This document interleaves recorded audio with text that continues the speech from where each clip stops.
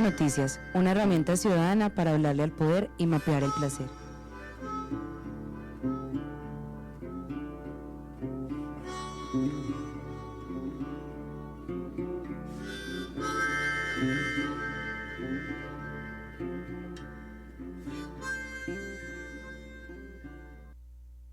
Hola, hola, bienvenidos de nuevo a Morada Noticias, este noticiero que trata por ustedes y para ustedes de cuestionar a los poderosos y entregarles algo de placer con la conversación, el rastreo del arte y la cultura en esta ciudad.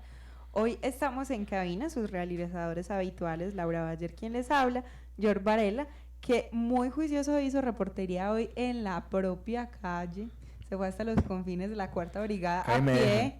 Desde el Raizal en Manrique a la Cuarta Brigada a pie, o sea, un ejercicio etnográfico muy potente. Además de eso está Dani Arbeláez en la magia de la consola y Marjo otra vez por aquí visitándonos desde Frontera Morada en Cúcuta, hoy esta semana haciendo una transferencia de la filosofía y los conocimientos que ya tenemos aquí en Morada, Medellín, para llevar hasta la frontera. Hoy continuamos con nuestra campaña contra la xenofobia, vamos a escuchar algunos podcasts, vamos a tener varias noticias, vamos a darle paso hoy al relato sobre paz y guerra, porque son los temas que nos han permeado de manera histórica como sociedad colombiana. Buenas tardes a todos, ¿cómo están? Buenas tardes a todos los que se conectan a esta hora 1290 AM, La Voz de las Estrellas, a nuestra página web www.morada.co/radio y a nuestro Facebook Live en la fanpage de Morada Colectivo. Recuerden que estamos ahí muy pendientes de nuestro número de WhatsApp 350-666-8436. Ahí nos pueden mandar preguntas, información que quieran profundizar en este su noticiero y clasificados que quieran promocionar por las ondas sonoras de Morada Noticias. Muy buenas tardes para todos y todas. También ya tenemos nuestro numeral, es para una tarea. ¿Cómo sería Medellín sin moto? ¿Cómo sería no existieran las motos? Si no existieran motos, si no tuvieran motos circulando por sus calles, porque la alcaldía anda ahí súper pendiente en campañas contra la accidentalidad de motociclistas y también en la semana de la moto. Y pues por eso quisimos indagar por ese lado de la ciudad que solamente este noticiero pirata conoce a través de la aplicación Pickup. Queremos conocer sus opiniones en nuestras redes sociales que son @moradamed en Twitter, Instagram moradamed. También nos pueden responder a la pregunta ya por ahí por nuestro Facebook Live u otras redes como el chat de Morada Estéreo. Comencemos con la ronda informativa morada.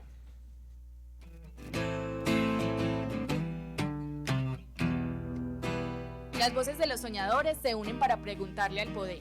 Acá empieza tu noticiero, una herramienta ciudadana.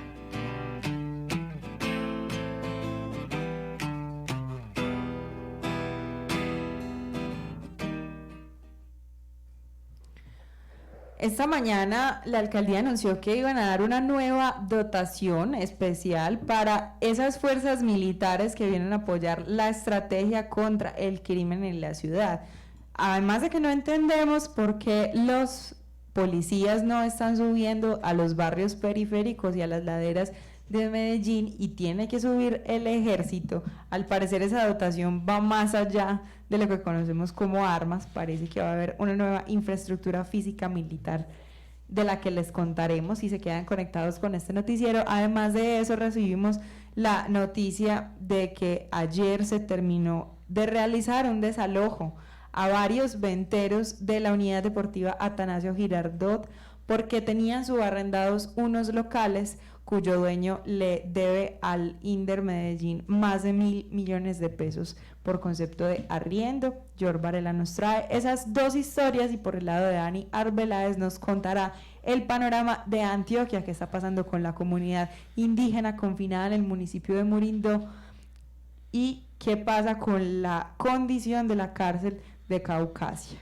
Hoy les traigo una historia que les había prometido desde el lunes. Este fin de semana estuve en el ETCR, el Espacio Territorial de Reincorporación y Capacitación, donde se encuentran los exguerrilleros de las FARC con los amigos de Pueblo Ordolaga que llevaron una estrategia de cultura de fútbol hasta el ETCR. Pues les traigo la historia de uno de sus habitantes. También conversaremos un poquito más sobre xenofobia y también sobre la campaña con la que queremos romper este cuero tan difícil para Medellín, porque hemos sufrido este flagelo de las migraciones y sobre todo más que Medellín, Cúcuta.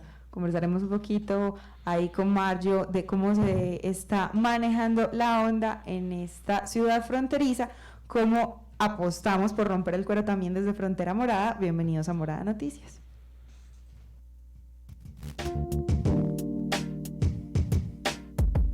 Un minuto de vida, porque nada justifica el homicidio. A esta ciudad lo que le hace falta es un minuto de vida, algún día, cada hora, con sus 60 minutos.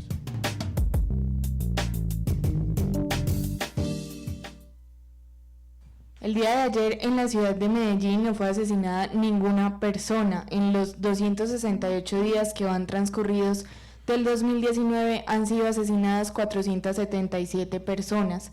477 seres amados que nos harán falta cada hora y cada día en esta ciudad. Queremos dedicar un minuto de vida porque nada justifica el homicidio.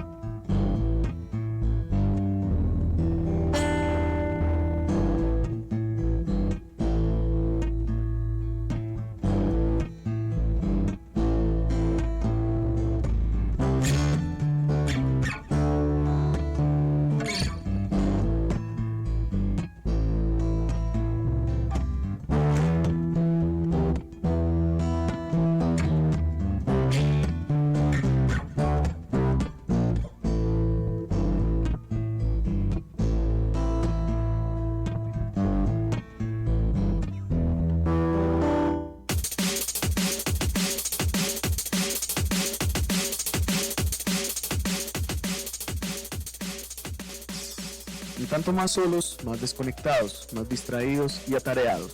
Jornadas laborales de explotación, vidas perdidas en el miedo, en la congestión vial. El Estado no nos deja enamorar.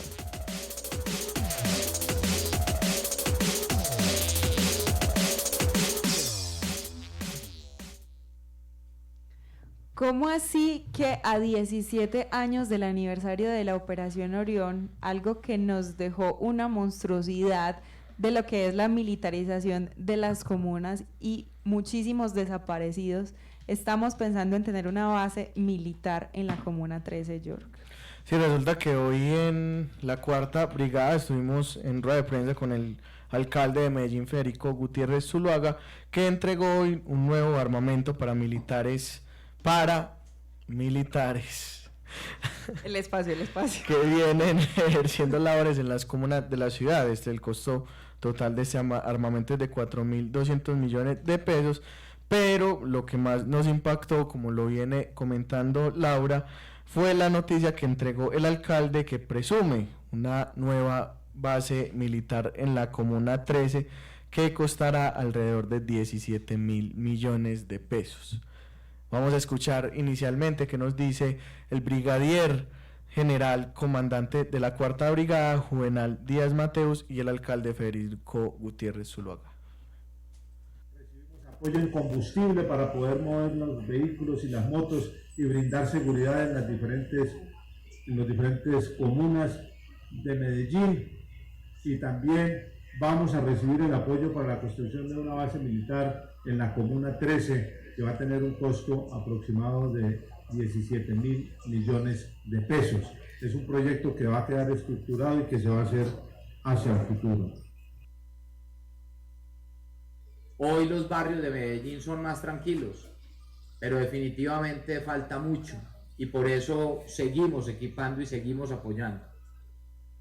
Es muy importante resaltar que es una de las zonas donde más hemos tenido presencia también de nuestro ejército, con bases y ahora con una nueva base que estamos financiando en la Comuna 13 en San Javier.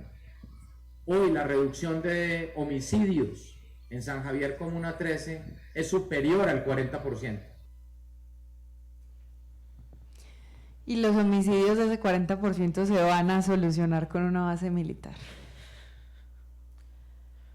Pues eso es una cosa muy, muy tremenda porque es dar dos datos pues como de 2 semestres del año, porque la Comuna 13 no tenía esa disminución el semestre anterior y yo creo que todavía es una afirmación muy apresurada decir pues que los homicidios están bajando, solo porque este último semestre, este segundo semestre del año, hemos tenido días consecutivos sin homicidios y un montón de cosas, pero recordemos que hay un montón de temas que se mueven ahí y que esta administración claramente tiene una política de seguridad que fracasa y que es una política de mano dura y que no piensa en los derechos humanos y que se le olvida la historia y todo lo que este año ha pasado tan importante como por ejemplo la audiencia territorial de la JEP, que nos habla un poquito de esa historia que ha tenido la Comuna 13 y que no debería tener una base militar. O sea, ¿por qué construir una base militar en la comuna entendiendo nuestra historia? Empezando un poquito incluso más atrás, si no contempláramos esos fenómenos tan puntuales como son la Operación Orión o todas las operaciones que sucedieron en la comuna, ¿por qué tener militares en las comunas? Además de que los militares son para lugares de guerra, donde está concentrada la guerra específicamente, y no para la zona urbana. ¿Y qué tanto se siente protegido un ciudadano con la policía? No tenemos que irnos muy lejos de esta cabina con las voces que hoy están narrando para ustedes las noticias. Marjo, por ejemplo, ¿cuál es la percepción de la policía en Cúcuta?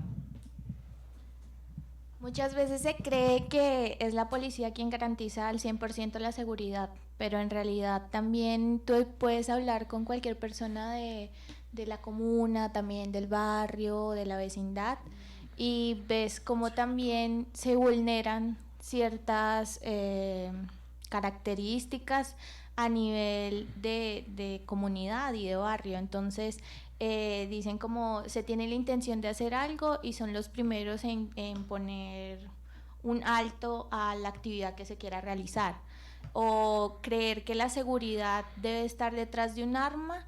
También lo que hace es justificar mucho que se cometan ese tipo de actos y esa coerción, exactamente.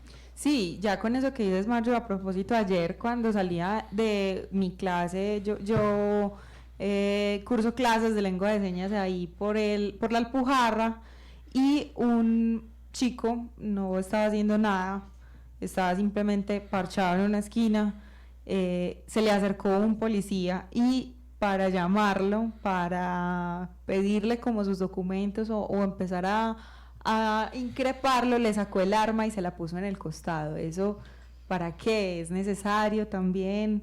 ¿Es realmente protección a otras personas? O más bien más bien la fuerza pública está hostigando al ciudadano que considera sospechoso, pero que no deja de ser ciudadano. Son inquietudes que tenemos en ese noticiero un poco random, pero con las inquietudes que hacemos, Yorkie. Conversamos con la gente, vamos a escuchar a Margarita, que es una defensora de derechos humanos de la Comuna 13, sobre qué piensa en torno a esta nueva noticia que nos deja consternados a muchas personas que habitamos esta comuna. No estoy de acuerdo que pongan eso porque los jóvenes se van a sentir intimidados, y en vez de mientras que gastan plata en bases militares, ¿por qué no gastan plata en educación? ¿Por qué no gastan plata en proyectos de producir cosas y otras oportunidades para los jóvenes que están siendo reclutados por el narcotráfico y todo eso en la Comuna 13 o en todas las comunas de Medellín? Porque no piensan en un empleo, porque no piensan en educación, estudio, recreación, donde los niños jóvenes puedan jugar su fútbol, porque debido a muchas barreras invisibles los niños no pueden acudir de un lado a otro para jugar.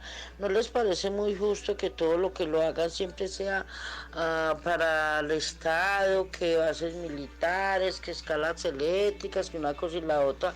¿Y dónde están todo el sufrimiento de aquellas familias al levantar el techo pintado que una vez el alcalde dijo? ¿Dónde queda la tristeza y el dolor, la miseria, la pobreza con que se vive en la Comuna 13?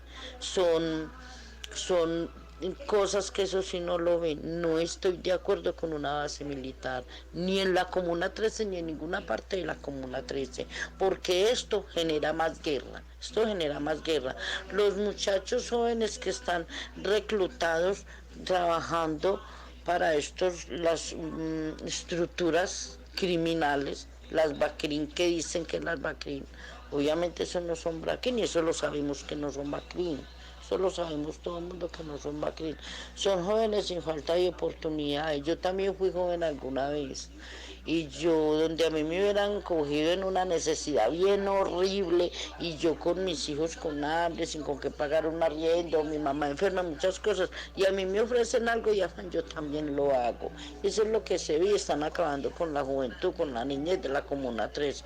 Entonces, para invertirle a cosas del Estado sí hay dinero, para buscar a los desaparecidos no hay dinero, para darles universidades a los que quieren hacerlo no hay dinero, para hacer desarrollo social, calles, caminos, no hay dinero, para hacer colegios y todo eso no hay dinero, para educación de los jóvenes no hay dinero, pero para eso sí hay dinero, no estoy de acuerdo. Ahí lo que decía Margarita es que nadie quiere básicamente emprender el camino largo, que es la inversión social, la educación, la cultura, el espacio para los jóvenes donde se puedan contemplar en otra dimensión que no sea esa criminalización y esa satanización del joven que está en la esquina, que está parchado y que solamente puede atenderlo un militar, solamente puede llegar el ejército hasta donde ellos, porque no tenemos mucho que hacer con lo otro, no nos imaginamos, es muy compleja la visión de mundo que tiene esta administración definitivamente, y no vemos la hora de que se acabe, pero recordemos que tenemos que votar por la vida y no por el miedo, para soñar con un futuro mejor nuestros próximos 4 años. Después de pasar de la 4ª brigada, nos fuimos un poquitico más payasito, bueno, George se fue, caminando desde Manrique el Raizal hasta el estadio Atanasio Girardot. ¿Qué pasó por esos alrededores ayer? Sí, fue caminando desde el Raizal hasta la 4ª brigada, me volví al Raizal y me fui para el estadio otra vez de tirando. Resulta que ayer venteros y venteras de la zona occidental de la Unidad Deportiva Atanasio Girardot denunciaron a través de un video en redes sociales el desarraigo de sus lugares de trabajo. Esto debido a que los terrenos se deben entregar al INDER de este bello municipio. Por un fallo, que finalmente es el administrador de la unidad deportiva. Ahí resulta pues que el que estaba a cargo, bueno, quien tenía los terrenos antes no pagó debidamente el alquiler del espacio al INDER de Medellín. Luego pues se debe ceder el terreno y alrededor de 40 familias y haciendo la suma total son por ahí 135 familias las que van a estar afectadas a partir de esto. Sin embargo, Edbert Restrepo, que es el presidente de la Asociación de Venteros y Arrendatarios Atanasio Girardot, quien está obviamente también ahí liderando esta protesta de parte de los venteros y las venteras, nos explica qué está pasando con esto y que bueno, ya hay algunas conversaciones con el INDER además. Entonces vamos a escuchar qué nos dice Edbert Restrepo. Te cuento, el señor Oscar Ramírez tenía un comodato en el estadio Atanasio Girardot hace aproximadamente 40 años. Luego se creó el INDER y pasó a ser arrendatario del INDER. En una oportunidad la doctora Alicia Eugenia Vargas fue a incrementar ese canon de arrendamiento, donde el señor Oscar Ramírez no aceptó y empezó a llevar esos dineros, ese canon de arrendamiento, al banco, sin hacer el incremento que se hace anualmente.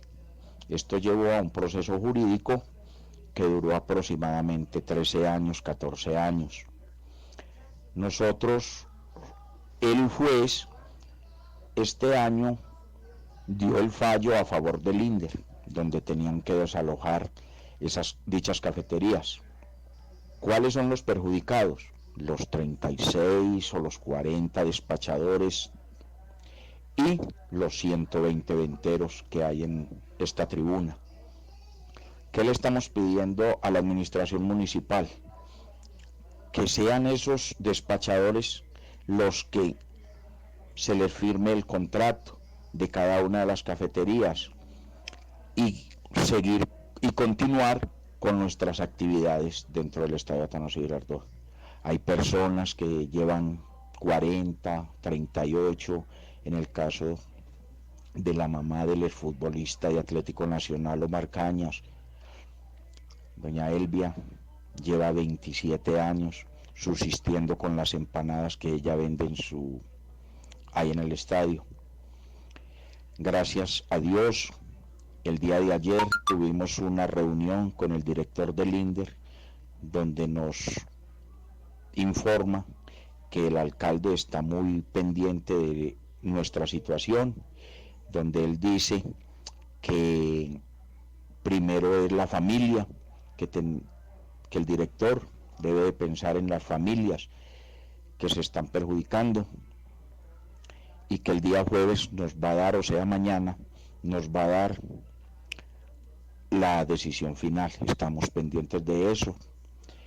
Sabemos de la buena gestión del director del INDER, el doctor Daniel Palacio, y confiamos en que sea algo positivo. Muchísimas gracias por el apoyo que nos están brindando. Ahí estamos escuchando a Edbert Restrepo. Esto es una situación complicada, pues yo no sé también... Sí, porque tiene todo un lío legal detrás, no es un asunto solo de plata.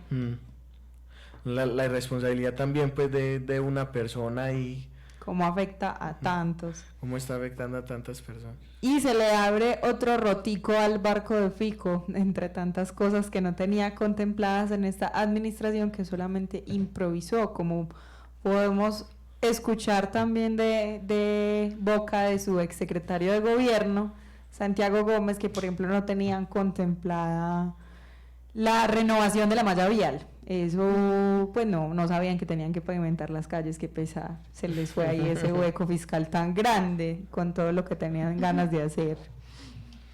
Y no pudieron entonces concertar cuál era la gran obra de Fico.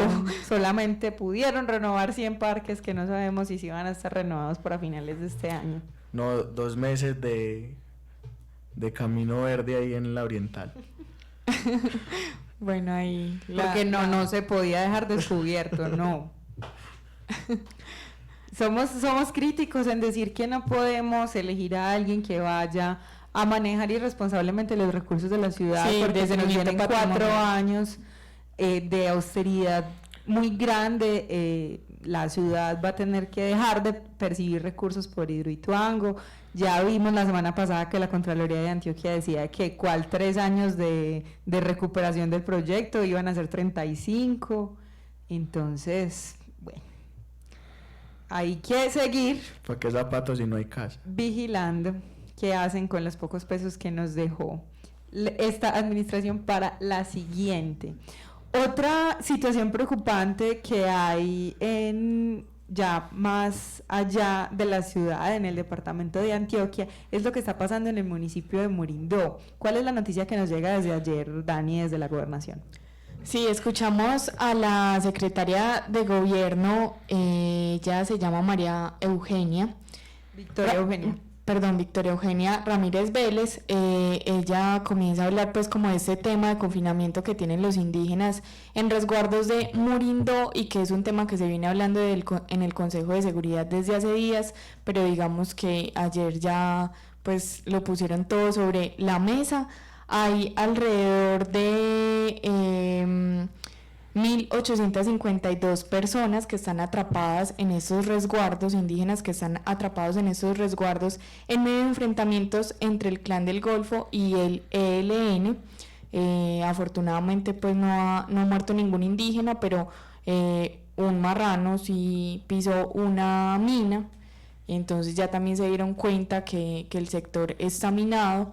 Están tratando de concertar con la Organización Indígena de Antioquia, la OIA, para darles alimentación a esos indígenas durante 30 días y además empezar un proceso de desminado humanitario. Eso pues es lo que propone la institucionalidad, pues que es el apoyo como que se les puede dar. También la secretaria dice que pues que hay que tener como mucha cautela porque los resguardos indígenas tienen como un tratado especial. Entonces, claro, además de que tienen su jurisdicción propia. Exacto, entonces ahí toca pues como concertar todo con la Organización Indígena de Antioquia, pero sí hay que hacerlo pues como todo. Entonces escuchemos a la secretaria de Gobierno que nos explica qué es lo que está pasando en Murindó. Tuvimos al alcalde de Murindó analizando una situación de confinamiento que tenemos de los resguardos indígenas en este municipio. Se hizo un análisis, este tema se había tocado en un Consejo de Seguridad anterior, se había ordenado hacer en forma inmediata un PMU, se hizo una comisión humanitaria de funcionarios acompañados por Cruz Roja, donde ya se verificó en el terreno que realmente el confinamiento existe. En este momento están implicados 1.852 personas, están prácticamente atrapadas en los resguardos. Esto, haciendo un análisis dentro del orden público en el Consejo de Seguridad, se nos presenta unos enfrentamientos entre el Clan del Golfo y el ELN, lo cual está el ejército allá consolidando. En vista de esto, se ha ordenado desde el despacho del gobernador con el Consejo de Seguridad, el día viernes se va a hacer una toma de acceso a la justicia y vamos a llevar toda la ayuda humanitaria necesaria para dar alimentación a estas personas por el término de 30 días. Y el ejército y la policía estarán haciendo un plan contingente para contrarrestar esta situación y los resguardos indígenas no se vean afectados. Aquí es muy importante que se evalúe que se está teniendo que concertar con las comunidades indígenas, porque no olvidar de que ellos tienen régimen especial y no todo el mundo entra a los resguardos, por lo tanto los diálogos son con la OIA. También se presenta de que en los resguardos se observó un sector que está siendo minado, porque allá tuvimos un incidente de que un cerdo pisó una mina antipersonal. Se le está solicitando a la OIA que permita que el batallón de ingenieros expertos en desminado pueda acceder para hacer el proceso, o la unidad del DAIMA, que son los competentes, porque no cualquier persona puede hacer el desminado humanitario. De todas maneras, ya está el ejército y la policía consolidando el terreno. El Murindó es un lugar estratégico porque está en la ruta del narcotráfico, que salen por los dos mares, y la cercanía a Chocó nos agrava mucho la situación, pero ya estamos a nivel humanitario atendiéndolo y a nivel de seguridad y orden público también. Tenemos que esperar que el ejército ya haga todas estas circunstancias. Ahí escuchábamos entonces la situación de Murindó. Murindó pues es un municipio que ha tenido bastantes temas desde hace ya unos añitos, si es de Antioquia, si es de Chocó, cómo se llega, un montón de cosas ahí, un montón de situaciones humanitarias difíciles, y hoy se le suma este tema de confinamiento de los resguardos indígenas. Además de que bien ninguneados están nuestros indígenas del departamento. Total. Para que también los pongan en medio del conflicto. Y precisamente ayer que reportamos este plantón a las afueras de la estación de policía de La Candelaria en Medellín, también hay una situación bastante álgida de hacinamiento carcelario en Caucasia. Sí, en el Bajo Cauca el ejército y la policía han efectuado más de 700 capturas y están efectuando alrededor de 20 capturas diarias. Eso está pues generando un problema de hacinamiento en las cárceles de Bajo Cauca, y la secretaria de Gobierno Victoria Eugenia Ramírez Vélez nos afirma pues que esta situación rebasa la capacidad institucional y además hace un llamado al gobierno nacional para que agilice el contrato de la granja agrícola de Yarumal, que significarían 1.400 cupos más.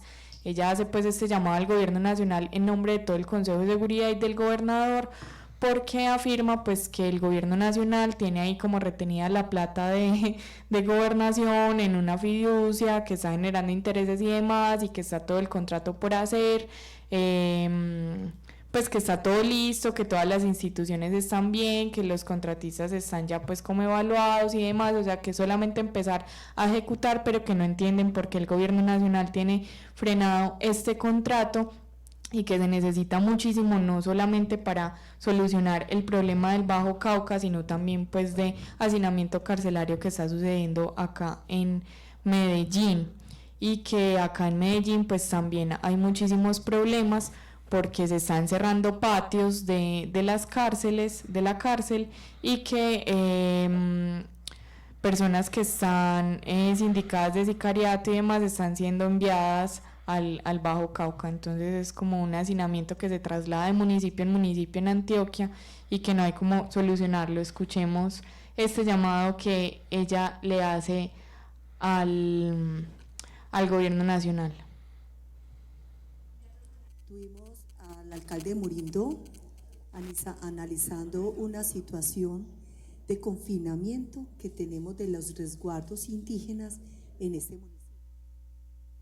Bueno, tenemos ahí esta afirmación de la secretaria de Gobierno, un poquito embolatada, pero bueno, en fin, eso es lo que ella le está diciendo al gobierno nacional, es este llamado importante a que le diga a la gobernación de Antioquia qué pasó con ese contrato y ese dinero de la granja de Yarumal, que son estos 1.400 cupos. Pues yo no entiendo por qué habrá gente que le tiene tanta fe al presidente Duque, sabiendo que ya incumplió con los megacolegios, sabiendo que está incumpliendo con este asunto de la granja de Yarumal. A mí lo que más charro me pareció es que la secretaria de Gobierno dice que el gobierno nacional tiene metida la plata, pues como la parte de la plata que la gobernación iba a poner en una fiducia, y que eso está generando intereses y que las tienen, pues que tienen moviendo la plata y que no están haciendo la granja. Eso me pareció como, what, están haciendo un negocio con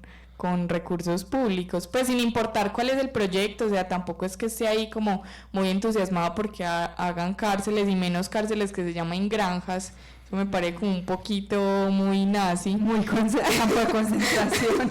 Sí, pero me pareció muy raro el manejo de los recursos públicos y que estén ahí como frenados y generando intereses. Pues esos intereses, entonces, ¿en qué se van? ¿Y en qué se los gastan? Es un reclamo que debemos hacer los ciudadanos al gobierno nacional también, para ver cómo se están invirtiendo los recursos, al menos en nuestro territorio, que es Antioquia.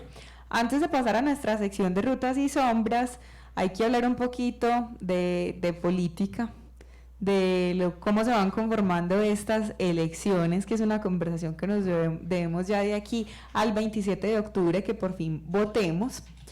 Además de toda la movida de consejos y asambleas, es difícil ver cómo se comportan algunos de nuestros funcionarios respecto a su militancia política, y también respecto a temas muy coyunturales de ciudad. Y por otro lado, ¿quiénes son los que hacen campaña sucia?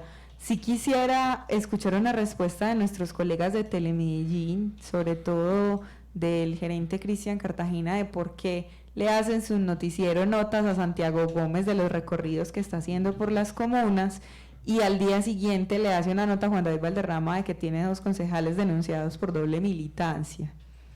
Y entonces no podemos hablar de otras cosas de Santiago Gómez, como que su campaña la financian actores que tienen que ver con el parque automotor en Medellín.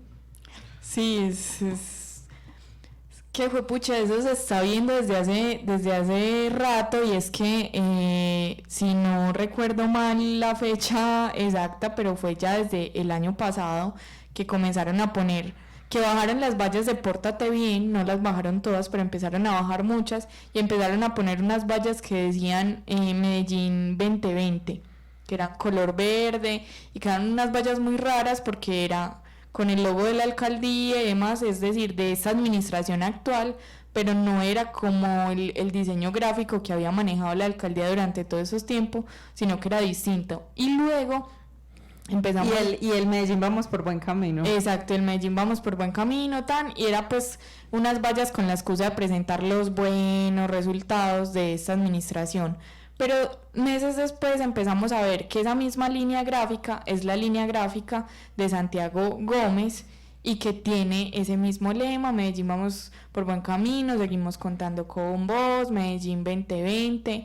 Entonces es como que ahí muy saliéndose por los laditos, ¿cierto? Como que uno ahí no puede... Yo diría que no es ilegal, no podemos decir que no puede decir que es ilegal, pero definitivamente sí es antiético. Exacto, entonces se salieron como por los laditos, como no, aquí no estamos haciendo nada, estamos simplemente presentando resultados de la actual administración, entonces no hay como manera de decir, ve, mira, esto es corrupción, clara corrupción ilegal, pero uno sí dice, hey, no están haciendo las cosas como son, y qué mal que encuentren estos vacíos legales para hacer campaña electoral tan sucia.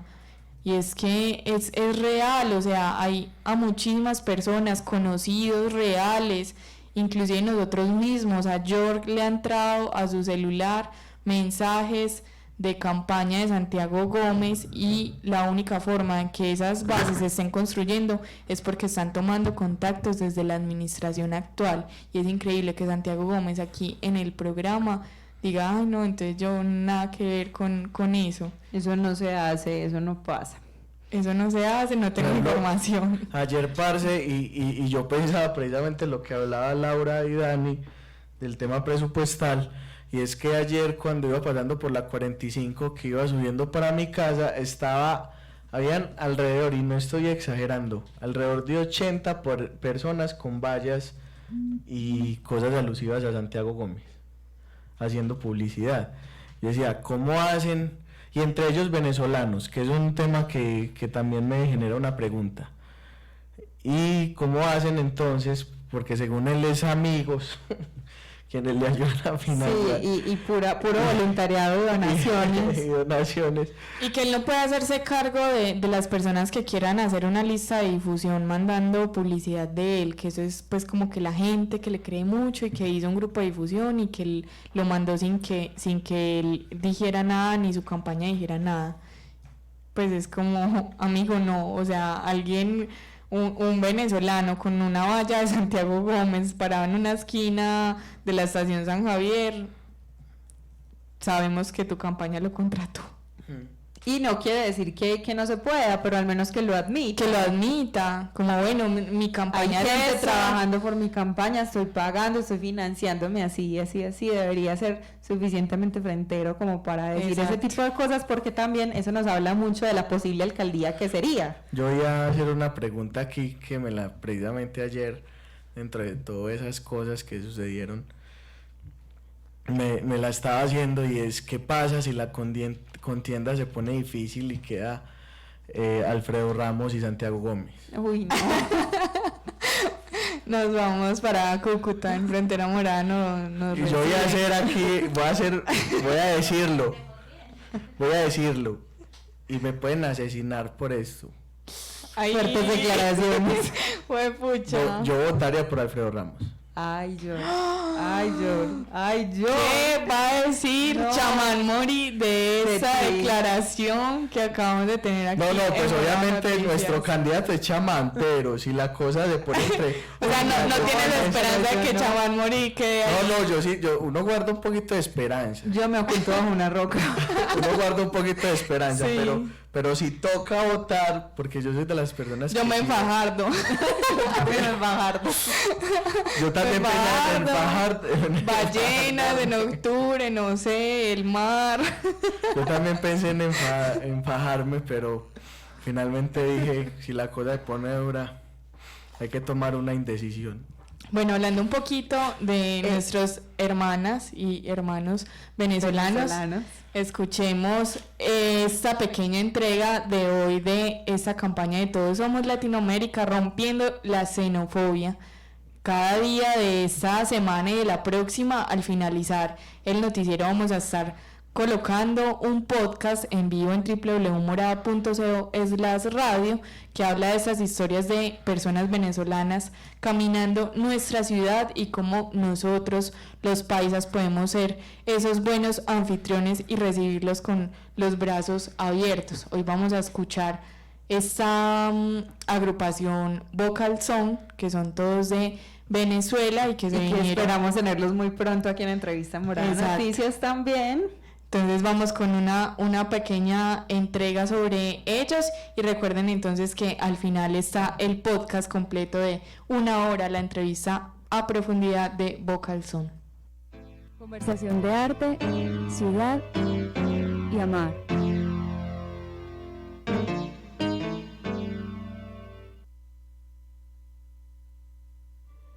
Vocal Song es una banda vocal que nace en el año 96.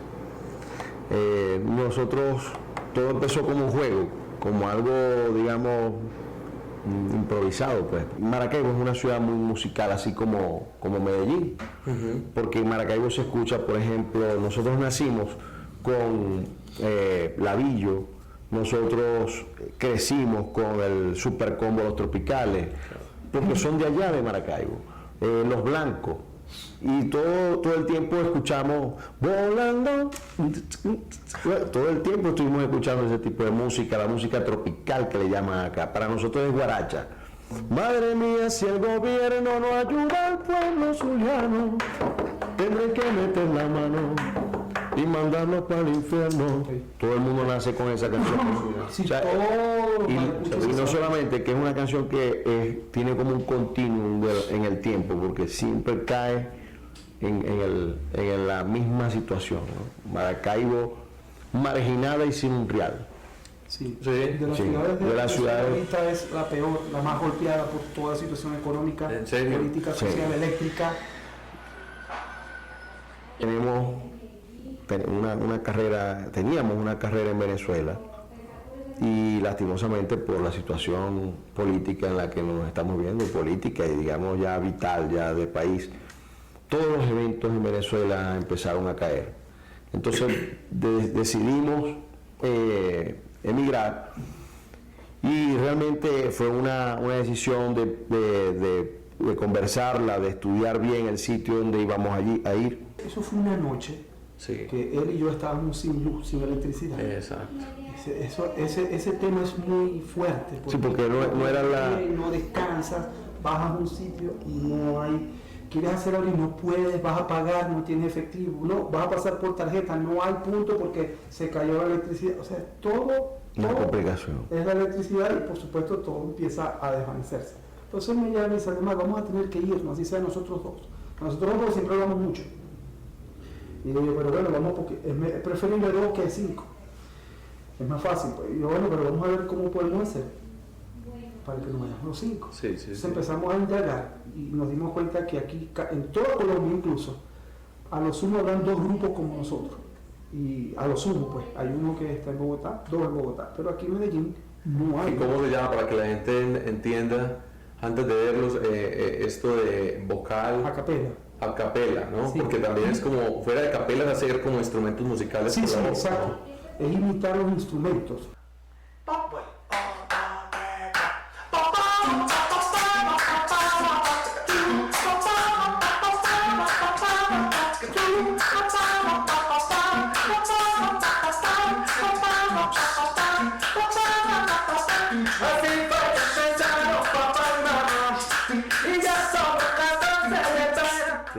Y nos echamos como 2 horas para llegar a Maicao y de allí, bueno, un bus hasta acá, hasta Medellín. Ajá. Son 20 horas. Mañana cumplimos 2 meses. Sí. Hay muchos muchachos que llegan acá, que no tienen dinero, que llegamos pues con una mano adelante y la otra atrás, como como decimos nosotros, pero que tenemos mucho que dar porque tenemos una preparación, porque en nuestro país hemos logrado, hemos hecho bastantes cosas. Y yo creo que quizás el gobierno colombiano pudiera tomar en cuenta eso para enriquecer también lo que es la cultura colombiana y enriquecer también todas las capacidades, todo el potencial que tiene el país, ¿no? Y yo creo que antes de generalizar a un venezolano y tildarlo como un ladrón o tildarlo como alguien que te viene a invadir tu país, hay que primero conocerlo. El venezolano es muy orgulloso, sí es verdad, pero el venezolano también es muy humilde también. Porque nosotros en este momento histórico hemos entendido que así como nosotros pudimos acoger a tantos migrantes en un tiempo, también en este momento nos ha tocado como bajar la cabeza y decir, mira, ayúdanos porque nos tocó a nosotros. Entonces yo creo que el venezolano ahorita, y ser venezolano es algo como, ¿qué te digo? Es la música, son las tradiciones, son ese chamo, ¿qué fue? ¿Cómo está ahí? En el maracucho, es aquello de esa alegría todo el tiempo que uno mantiene, que no se sabe por qué, pero que a todos se le saca un chiste. Cierre los ojos y viva Medellín a través del relato.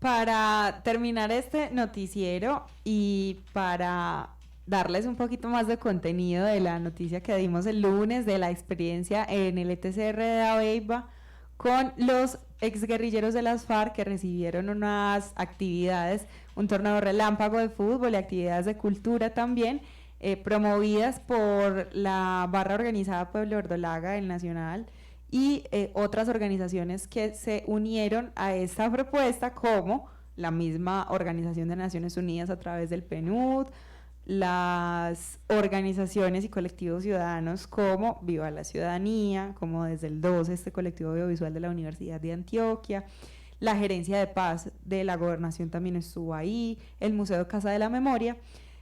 Estuvimos en esta experiencia todo un fin de semana en el ETCR de Dabeiba y yo tuve la oportunidad de conversar casi que toda la tarde de los 2 días con John Freddy López.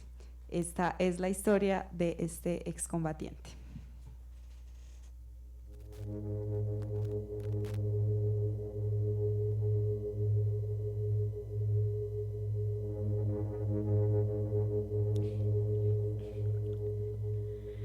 John Freddy López nació en Córdoba y vivía en Carepa, Antioquia, en la vereda de Belencito, cuando vio por primera vez a la guerrilla de las FARC. Le parecieron gente muy amable, trataban muy bien a los niños. Uno veía cómo llegaban al pueblo, los saludaban a uno y los niños corrían detrás de ellos persiguiendo los confites que les ofrecían. Cuando tenía 13 años, mientras estaba jugando un partido de fútbol con otros pelados de la vereda, llegaron soldados del ejército y los acusaron de ser guerrilleros. A él lo amarraron en un árbol y le pegaron una palmada en la cara ese día. Desde entonces les cogió miedo a los militares. Su papá tenía un compadre que era parte de las filas de las Fuerzas Armadas Revolucionarias de Colombia, FARC-EP. Por eso, un día fue a preguntarle si podía unírseles en el camino hacia ese destino incierto que representa la guerra en este país, por admiración, quizá por simpatía. Usted es el menor de la familia y no le vamos a hacer ese daño a su papá, le contestó el compadre pensando en los principios evangélicos en los que habían criado a John Freddy. Pues si ustedes no me reciben, me voy para otra guerrilla, me voy con el EPL, dijo él, profiriendo su primera amenaza. ¿En serio? No, espérese, pase acá la Navidad y apenas termine, venimos por usted. Pasaron 4 meses en los que John Freddy olvidó esa primera promesa, pero el comandante Jaime del Frente Quinto de las FARC mandó por él y sus hombres le preguntaron si era verdad que quería irse. Sí, pero tengo algo que hacer primero, les contestó John Freddy pensando en otro partido de fútbol que había quedado a jugar esa tarde.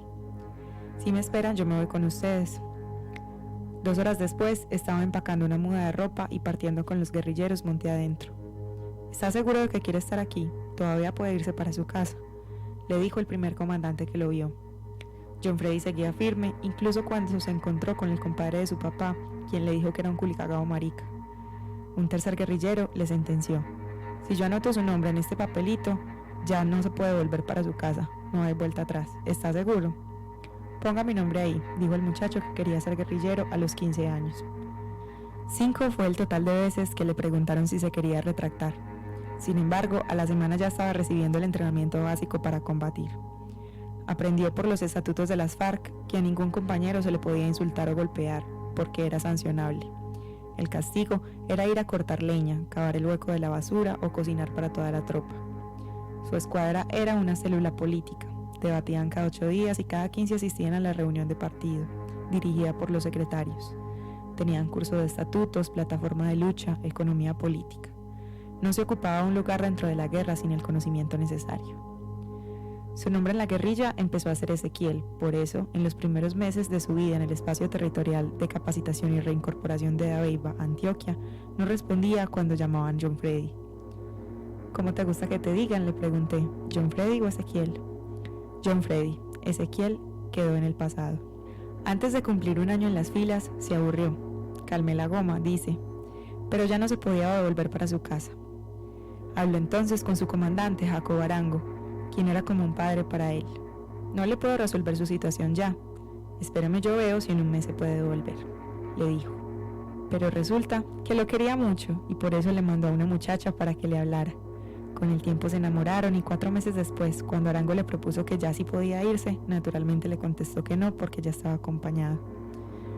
Sin embargo, su compañera murió cuando yo tenía 20 años de edad, 5 de ellos en la guerrilla.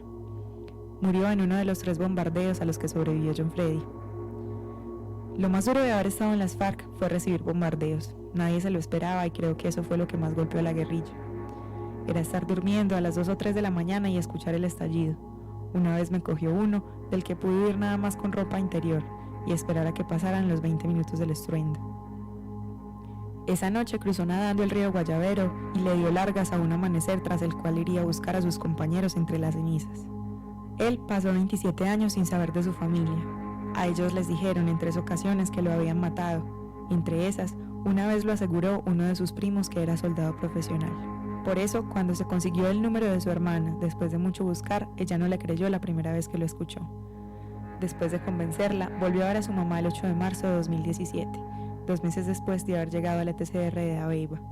Nunca les había mandado saludes porque la forma que tenían los paramilitares de presionar a un guerrillero era matándole la familia y él no podía delatar su paradero.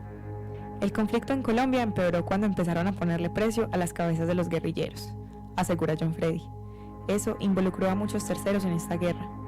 Si algo le hizo daño a este país fue la presidencia de Álvaro Uribe, porque todos los servicios de inteligencia estaban puestos en el campesino, todo se les regulaba, los sacrificaban, los desplazaban. John Freddy cuenta que la política de Uribe se trataba de quitarle a la guerrilla el poder que le daban las masas. Vio a capitanes y coroneles vestidos de civil yendo a comentar con comandantes. Hubo campesinos que murieron por darle un vaso de agua a la guerrilla. Nos ofrecían un pedazo de quesito y el ejército les decía, tiene 5 minutos para que desaparezca de aquí. No encontrábamos en qué gastar la plata que teníamos, era como cargar basura, no había con quién encargar nada. En medio de esa nostalgia extraña de la guerra, dice que le agradece a Álvaro Uribe que los envió a dormir temprano, a las 6 de la tarde ya tenían que estar todos escondidos. Pero la guerrilla sobrevivió, asegura John Freddy, gracias a la confianza y el amor que se tenían entre compañeros. Los civiles, por otro lado, sufrieron todas las consecuencias. Asesinato, desapariciones, desplazamiento. La guerra fue más dura para ellos que para la misma guerrilla y en eso estamos de acuerdo. Mientras militó, recorrió los territorios de Antioquia, el sur de Córdoba, el Meta, el Guaviare y Cangrejito. En ese camino de algo está seguro, las FARC no tenían personas que mataran y comieran del muerto, como los paras. Nos quieren hacer creer que somos violentos porque las FARC existieron, pero lo somos porque no sabemos nuestra historia y la repetimos. Las FARC tenían una comunicación absoluta, por eso dice que si lo llaman a la JEP diría la verdad. Yo solo puedo decir lo que hice bajo órdenes. Sabe que el proceso de paz también inició por voluntad de Uribe y cree que cuando apareció la exigencia de la verdad, tanto a guerrilleros como a agentes del Estado, en el gobierno de Santos, fue lo que hizo cambiar de opinión al expresidente. Me cuenta que cuando sucedió la masacre de Bojayá, les contaron que habían cometido un error. El error de la guerra siempre es creer que no hay civiles en el medio o que no importan. El comandante, probablemente alias Mapanao, que dio la orden de estallar la iglesia, solo se concentró en los paramilitares atrincherados y no en las vidas de las 117 personas que cobraría después. Se ha cumplido una mínima parte de los acuerdos y lo principal se dejó a un lado. Solamente han hecho cositas que son como echarle agua con sal a una herida. Comenta hablando de la reforma agraria que nunca sucedió y por la que la vida de los campesinos hoy está peor. La ley del campo eran las FARC. Cuando desaparecieron nadie las reemplazó. Dice que el ejército está muy bien entrenado y tiene mucha capacidad, pero no le interesa intervenir. Prefiere dejar que los paramilitares y el clan del Golfo se maten entre ellos. Yo me pregunto, ¿qué se hizo esa cantidad de hombres, aviación e inteligencia? En el monte había operativos diarios, dentro de la selva siempre se encontraban miles de soldados.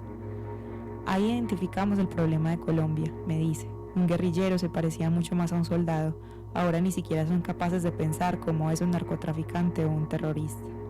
No entiende qué hace conversando esta mañana de domingo con una periodista cuando tiene tantas cosas que hacer.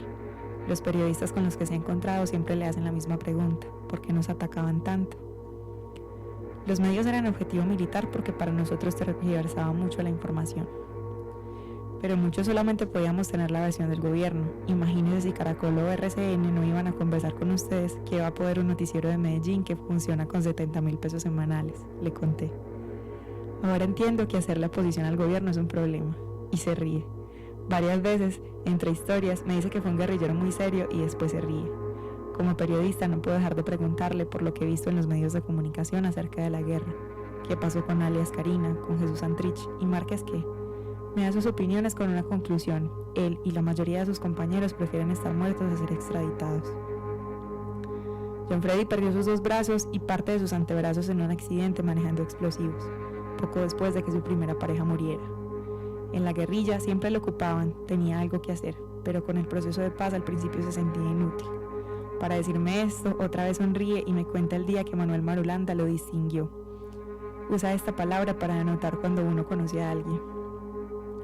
Con que estamos sin manitos, no, le dijo tiro fijo dándole unas palmaditas en la espalda en medio de un abrazo. Pero estamos presentes y vamos a continuar. Ni Marulanda ni su comandante Jacobo Arango, de quien se convirtió en la sombra, pensaron en licenciarlo, en sacarlo de las filas. Gracias a Jacobo Arango pude superar el fracaso de mi vida, que fue la pérdida de mis manos. Mi comandante no podía escuchar que en el campamento dijeran la palabra mocho. Él murió en un bombardeo en el 2011 y me puse a llorar cuando me enteré. Estaba en medio de la selva del Guaviare.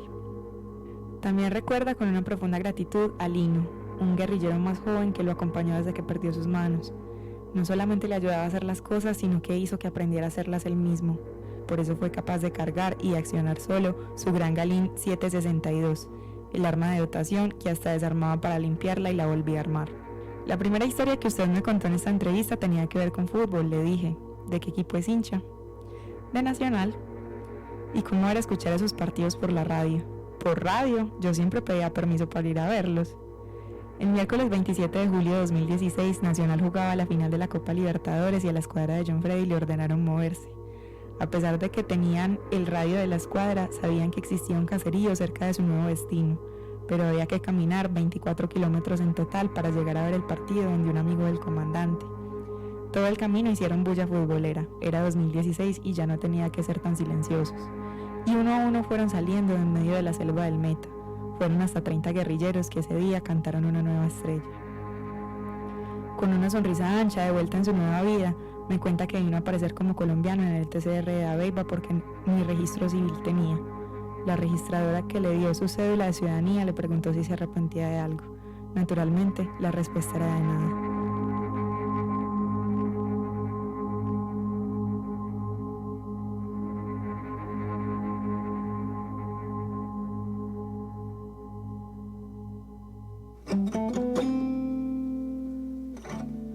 Se busca, se vende, se troquea, lo conectamos con otros para resolver lo que necesita.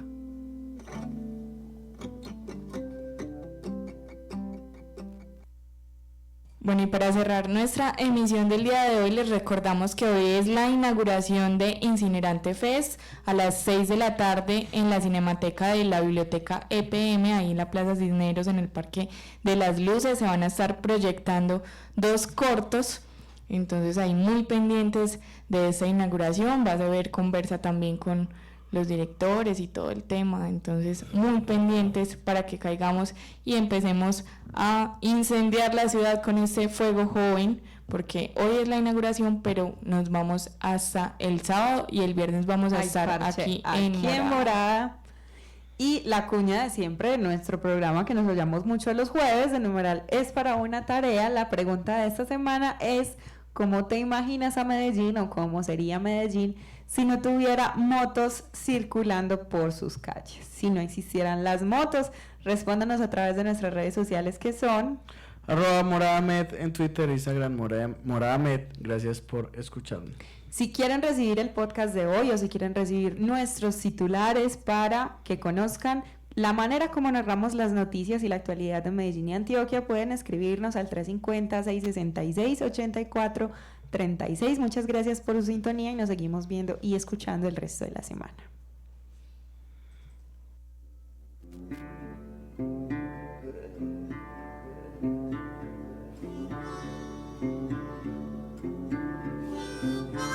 Morada Noticias, una herramienta ciudadana para hablarle al poder y mapear el placer.